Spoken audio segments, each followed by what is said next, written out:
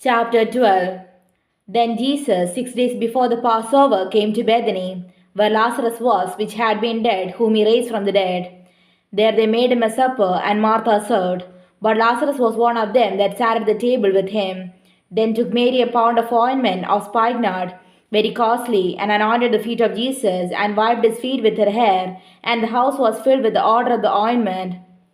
Then said one of the disciples, Judas Iscariot, Simon's son, which should betray him, why was not this ointment sold for 300 pence and given to the poor? This he said, not that he cared for the poor, but because he was a thief, and had the bag, and bare what was put therein. Then said Jesus, let her alone, against the day of my burying had she kept this.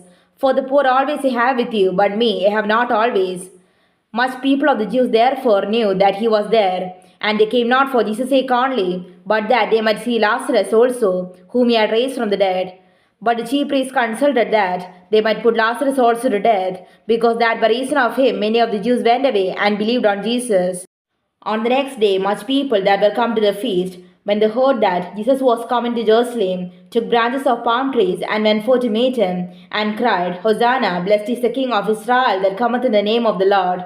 And Jesus, when he had found a young ass, sat thereon, as it is written, Fear not, daughter of Zion, behold, thy king cometh sitting on an ass's colt. These things understood not disciples at the first, but when Jesus was glorified, they remembered they that these things were written of him, and that they had done these things unto him. The people therefore that was with him when he called Lazarus out of his grave, and raised him from the dead, bear record. For this cause the people also met him, for that they heard that he had done this miracle. The Pharisees therefore said among themselves, Perceive how ye prevail nothing. Behold, the world is gone after him. And there were certain Greeks among them that came up to worship at the feast. The same came therefore to Philip, which was of Bethsaida of Galilee, and desired him, saying, Sir, we would see Jesus. Philip cometh and telleth Andrew, and again Andrew and Philip tell Jesus.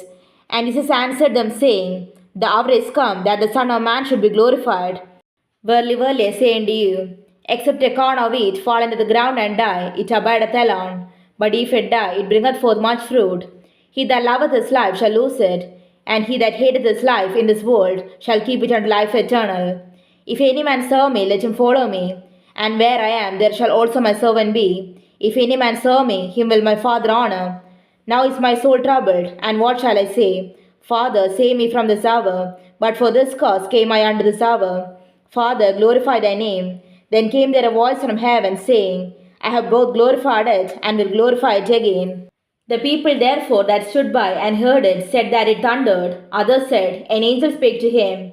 Jesus answered and said, This voice came not because of me, but for your sakes.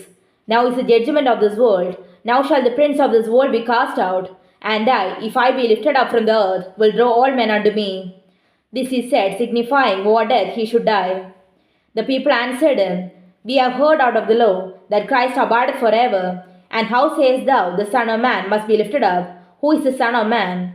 Then Jesus said unto them, Yet a little while is the light with you. Walk while ye have the light, lest darkness come upon you.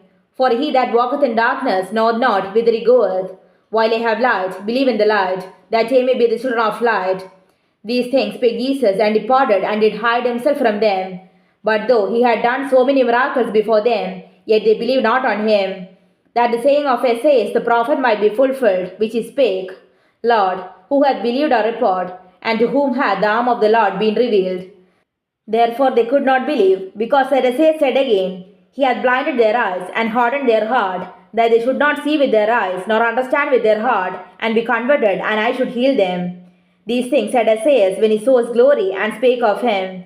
Nevertheless, among the chief rulers also many believed on him, but because of the Pharisees they did not confess him, lest they should be put out of the synagogue.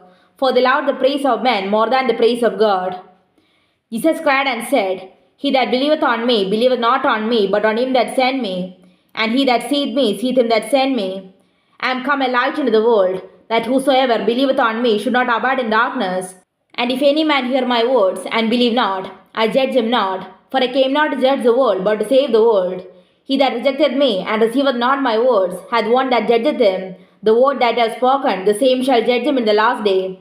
For I have not spoken of myself, but the Father which sent me, he gave me a commandment, what I should say, and what I should speak.